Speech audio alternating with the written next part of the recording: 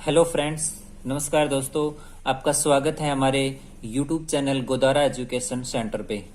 देखिए दोस्तों, आज हमारा एक नया टॉपिक होगा जिसमें हम पढ़ेंगे इन चार चीज़ों के बारे में। देखिए, बहुत से बच्चे ऐसे हैं उनको यही नहीं पता कि ग्रिगोरियन कैलेंडर क्या होता है, राष्ट्रीय पंचांग क्या होता है, विक्रम संवत क्या होता है, शक संवत। कई बार क्वेश्चन हमारे एग्जाम में आ जाते हैं। तो कई बार ये विक्रम संवत में दे देता है, शक संवत में दे देता है, तो हमें पता नहीं होता कि शक संवत कैसे। कई बार सन दे देता है कोई कि इस सन को विक्रम संवत में बदलिए, इस सन को शक संवत में बदलिए। तो शक संवत क्या है, विक्रम संवत क्या है, ये कैलेंडर कौन से होते हैं, राष्ट्रीय पंचांग वाले कौन से कैलेंडर होते हैं, तो ये हमें पता नहीं होता। तो आज हम इन्हीं के बारे में जानकारी। तो आपने अगर ये वीडियो कंप्लीट देख लिया तो आपको कभी भी इनके बारे में अगर कोई क्वेश्चन बन गया, क्योंकि ये डायरेक्ट नहीं होते, ये डायरेक्टली किसी भी सिलेबस में मेंशन नहीं होते, लेकिन इनके बारे में क्वेश्चन बन जाता है। तो इसलिए हम इनके बारे में आज बहुत ही अच्छी तरह से पढ़ेंगे। और आप एक बार कंप्लीट वीडियो देख लेना ये, तो आपका कभी भी इनमें से कोई भी क्वेश्चन रॉन्ग नहीं होगा। तो देखिए, सबसे पहले हम बात करते हैं ग्रिगोरियन कैलेंडर की। ये ग्रिगोरियन कैलेंडर क्या होता है? देखिए, ग्रिगोरियन कैलेंडर वही होता है जो हम घरों में यूज करते हैं। अंतर्राष्ट्रीय स्तर पर मान्यता प्राप्त है, जिसमें हम 1 जनवरी से 31 दिसंबर तक जिसमें महीने लिखे होते हैं, जिसमें हम जो हमारे नॉर्मल घरों में होते हैं, ठीक है, 1 जनवरी वाले, जिसमें हम नया साल भी बनाते हैं। ये वैसे हमारा हिंदुओं का नया साल ये नहीं होता, लेकिन हम बना लेते हैं, मनाते यही है सब। और 31 दिसंबर तक जिनमें लिखा हुआ होता है ना, वो कैलेंडर कौन से होते हैं? ये ग्रिगोरियन कैलेंडर होते हैं, ठीक है, जो हमारे नॉर्मल हम यूज करते हैं। अब है राष्ट्रीय पंचांग।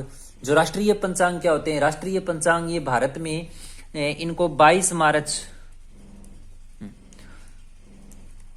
1957 को अपनाया गया इस राष्ट्रीय पंचांग। ये राष्ट्रीय पंचांग में कौन से महीने होते हैं? ये वो महीने होते हैं जिस तरह हम देखते हैं ना कि चैत्र, बैसाख, ज्येष्ठ, साढ़, सावन, भादो, यानी हम गांव में वैसे ही बोलते भी हैं इनको। तो ये जो 12 महीने होते हैं ना, वे जो 12 महीने होते हैं वो इस राष्ट्रीय पंचांग पर, वो राष्ट्रीय पंचांग वाले होते हैं। देख लेना ये वाले, ये देखो, चैत्र, वैसाख, ज्येष्ठ, आषाढ़, सावन, भाद्रपद, अश्विन, कार्तिक, मार्गशीर्ष जिसको हम मिंगसर भी बोल देते हैं, पौष यानी जिसको पो बोल देते हैं, माँ बोलते हैं जिसको, फागुन यानी जिसको हम फागण बोलते हैं, ये वाले हैं। तो ये किस किस महीने में आते हैं? ये जो चैत्र वाला ये मार्च अप्रैल में आता है, बैसाख वाला ये अप्रैल मई में आता है, ज्येष्ठ वाला ये मई जून में आता है, आषाढ़ वाला ये जून जुलाई में आता है, जो सावन वाला ये जुलाई अगस्त में आता है, भाद्रपद वाला अगस्त सितंबर में आता है। यानी इसी तरह ये देखिए, आपको अगर ये महीने, यानी ये महीने किस मंथ में आते हैं ये अगर निकालना हो तो आपको चैत्र से स्टार्ट करना है। और मार्च ये आपको ऐसे लिख लेना है, मार्च, अप्रैल, मई, जून, जुलाई, अगस्त, सितंबर, अक्टूबर, नवंबर, दिसंबर, जनवरी और फरवरी। और फिर एक साइड में लिख लेना है, अप्रैल से स्टार्ट करना है, अप्रैल, मई, जून, जुलाई, अगस्त, सितंबर, अक्टूबर, नवंबर, दिसंबर, जनवरी, फरवरी, मार्च। बिल्कुल आसानी से निकल जाएंगी कौन सा महीना किस मंथ में, यानी ये वाले जो राष्ट्रीय पंचांग वाले ग्रिगोरियन कैलेंडर में किस मंथ को आते हैं। तो आप इस तरह इनको निकाल सकते हो। और ये 12 के 12 महीनों के नाम हमें याद होने चाहिए। और इनमें से भी कई बार त्योहार को लेकर क्वेश्चन पूछ लेता है। चलिए आज हम ये अगले टॉपिक की, ये इसमें विक्रम संवत और शक संवत की ओर बात करते हैं। ये कभी फिर हम त्योहार वाला टॉपिक भी लेके आएंगे। देखिए, विक्रम संवत एक होता है शक संवत। तो ये विक्रम संवत ये 57 ईसा पूर्व ये विक्रमादित्य के द्वारा चलाया गया। ये विक्रमादित्य, ये वो विक्रमादित्य नहीं है गुप्त काल वाला। ये कई बार हम कि जो गुप्त काल में जो विक्रमादित्य द्वितीय है वो तो बहुत बाद में आता है विक्रमादित्य। ये तो पहले कोई विक्रमादित्य हुए हैं, उन्होंने 57 ईसा पूर्व ये चलाया था। और एक है शक संवत 78 ईस्वी में, ये कनिष्क के द्वारा चलाया गया। कुषाण शासक था एक कनिष्क, उसके द्वारा ये कनिष्क के द्वारा चलाया गया। देखिए, अब कई बच्चे तो इसमें ही कंफ्यूज हो जाते हैं कि ईसा पूर्व किसके सामने लिखते हैं, ईसवी किसके सामने लिखते हैं। आज ये हम सारा डिटेल में पढ़ेंगे और ये जो प्रॉब्लम है ये आज पूरी दूर होगी। देखिए, आप इसको समझिए, क्योंकि उस टाइम जो अंग्रेजों का समय था तो अंग्रेजों ने अपने हिसाब से ये लागू किया था। देखिए, ईसा मसीह है, यहां पर मानते हैं ईसा मसीह का जन्मदिन, तो ईसा मसीह, क्योंकि अंग्रेज भी ईसाई थे तो ईसा मसीह के जन्मदिन को उन्होंने सेंटर माना है। और यहाँ पर आप मान लो चाहे 2300 ईसा पूर्व मान लो या सिंधु घाटी सभ्यता वाला, क्योंकि हमें सिंधु घाटी सभ्यता से ही मिलता है, उससे पहले का तो कोई रिकॉर्ड है ही नहीं। तो सिंधु घाटी सभ्यता को 2300 ईसा पूर्व से 1750 या फिर कई जगह अलग अलग इसका है, वैसे मैन 2300 से 1750, तो यहाँ से। तो अब आपको ध्यान रखना है यहाँ पर ये 0 डिग्री है, वो सॉरी 0 वाला, यहाँ पर ईसा मसीह का जन्मदिन मानते हैं। ईसा मसीह का जन्मदिन से स्टार्ट किया जाता है ये। तो यहां से जो आएगा ना वो ईसा पूर्व में लिखा जाएगा।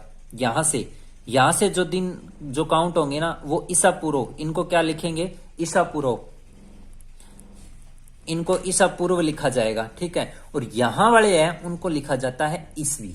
अब ये यहां वाले कौन से होते हैं और ये यहां कौन से हैं, ये हम आज समझेंगे। देखिए जिस तरह ये 2300 ईसा पूर्व, तो यहां पर अगर कोई टाइम है तो वो 2300 ईसा पूर्व। तो ये 2300 ईसा पूर्व कैसे है, आज का जो हमारा चल रहा है 2021, जो 2021 वाला चल रहा है वो यहां पहुंच गए हम, यहां से चले थे और यहां पहुंच रहे हैं। तो यहां पहले किस तरह है, ये पहले उल्टा क्रम में आया था, यानी 2300 फिर 2200 फिर 2100 फिर 2000 फिर 1700 फिर 1800 फिर ऐसे ये 1700 1600 1500 1300 ऐसे। तो 1000 ईसा पूर्व आया यहाँ पर। अब 1000 ईसा पूर्व से 600 ईसा पूर्व हम क्या मानते हैं, वैदिक काल का समय मानते हैं, ठीक है। 1500 ये उत्तर वैदिक काल का है, और 1500 से 1000 का मानते हैं हम पूर्व वैदिक काल का। तो 1500 से 600 के बीच का वैदिक काल, फिर 600 से 2200 2300 महाजन पद वाला आ जाता है। तो यहां से लगे थे हम, यहां से फिर एक स्टार्ट हुआ वापस, एक, तो 1 2 3 4 ऐसे कर करके, मतलब ये 2020 21, यहां हम 2021 पर पहुंच गए। फिर अब आगे चलेगा 2022 23 24 25 ऐसे चलता रहेगा।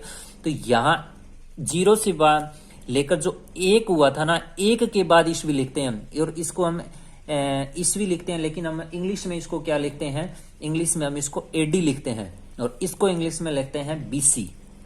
और इसका एक और नाम भी है, इसको एडी के अलावा हम सीई भी लिखते हैं। अभी मैं आपको इनकी फुल फॉर्म भी बताऊंगा। और यहाँ बीसी को हम BCE भी लिखते हैं, ठीक है। हाँ, ये BCE भी लिखते हैं, और इनको हम एडी लिखते हैं और सीई लिखते हैं। तो कई बार एग्जाम में इनकी या तो फुल फॉर्म पूछ लेता है कि फुल फॉर्म क्या हुई, या फिर ये कोई टाइम निकालने का पूछ लेते, बता देते कि टाइम, यानी जो 57 ईसा पूर्व जो ये विक्रम संवत लागू हुआ था उसको आज के टाइम में किस तरह चेंज करेंगे, तो वो भी हम आज बात करेंगे इसमें। देखिए ये अभी आपको समझाया, हम दोबारा से बना लेते हैं। यहां है ये विक्रम संवत, ये 57 ईसा पूर्व, और यहां है 0 जो ईसा मसीह का जन्मदिन मानते हैं हम, ठीक है। ईसा मसीह के जन्म के बाद चली थी 1 से, और ये 57 ये पहले का। तो ये यहां से यहां तक आएगा ना, तो इसको हम ईसा पूर्व लिखेंगे। तो यानी ये जो 57 विक्रम संवत जो चलाया था विक्रमादित्य ने, वो 57 ईसा पूर्व चलाया था, ये 57 ईसा पूर्व। तो और यहां पर जो शक संवत चलाया था, ये वाला जो शक संवत ये कनिष्क ने चलाया था, ये यहां था, क्योंकि 0 से बाद में ये 78 साल बाद बना है, और ये यहां से 57 साल पहले बना है। अब कई बार पूछ लेते हैं कि ये विक्रम संवत है, ये शक संवत है। तो कई बार यही पूछ लेता है कि विक्रम संवत और शक संवत में कितना अंतर। एक बार एग्जाम में आया था, पता नहीं कौन से एग्जाम में क्वेश्चन में पूछा गया। तो आप क्या करोगे, तो ये विक्रम संवत ये वाला पीरियड जोड़ोगे, तो यहां 0 तक, यानी 57 साल तो ये हो गए, और 78 साल ये हो गए शक संवत वाले। तो 78 और 57 जब हम जोड़ देंगे तो कितना हो जाएगा, 135 साल। तो यानी 135 वर्ष का डिफरेंस है विक्रम संवत और शक संवत के बीच में। ये क्वेश्चन भी बहुत बार पूछा गया है, ठीक है।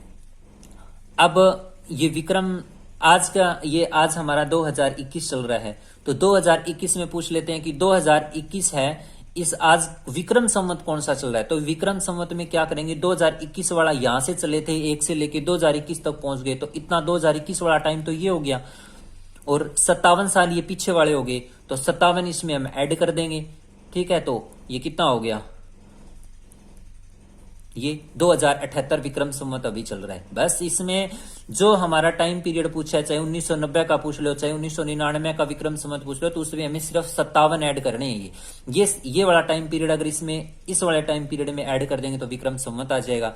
अब अगर ये पूछ ले कि 2021 चल रहा है तो अभी शक संवत कौन सा चल रहा है, तो ये शक संवत। अब ये बताओ, ये शक संवत यहां पर है, तो अब इस टाइम में ये इतना आने के बाद शक संवत चला था, कनिष्क के द्वारा चलाया गया, तो ये शक संवत इसमें जुड़ेगा नहीं। ये शक संवत ये वाले पीरियड में से इतना टाइम ये घट जाए, क्योंकि यहां पर शक संवत की स्टार्टिंग हुई है।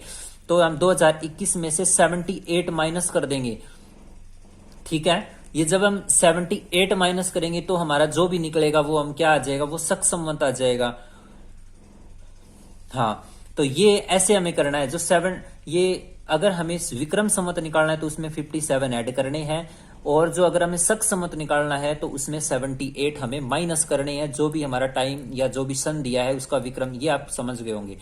अब हम करते हैं इनके फुल फॉर्म की बात। देखिए फुल फॉर्म अभी आपको ये बताया था कि यहां इस वाले को हम बोलते हैं BC, और क्या बोलते हैं, BCE, और इस वाले टाइम पीरियड को बोलते हैं हम AD, और क्या बोल सकते हैं, CE। BC की फुल फॉर्म क्या होती है, BC की फुल फॉर्म होती है before Christ.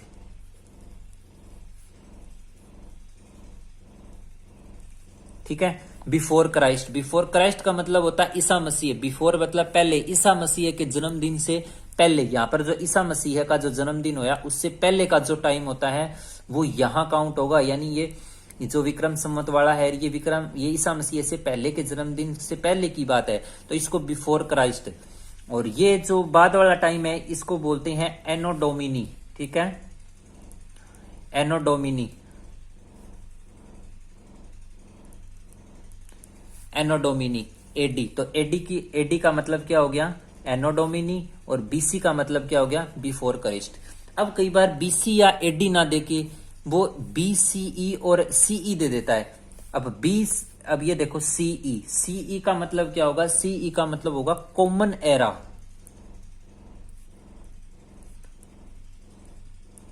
Common era, CE का मतलब होगा कॉमन और एरा। और अब यहां पर दे देगा वो BCE। हाँ, BCE। तो BCE का मतलब क्या होगा, BC का मतलब आप ये मत कर देना बिफोर क्राइस्ट, ये होगा बिफोर कॉमन एरा।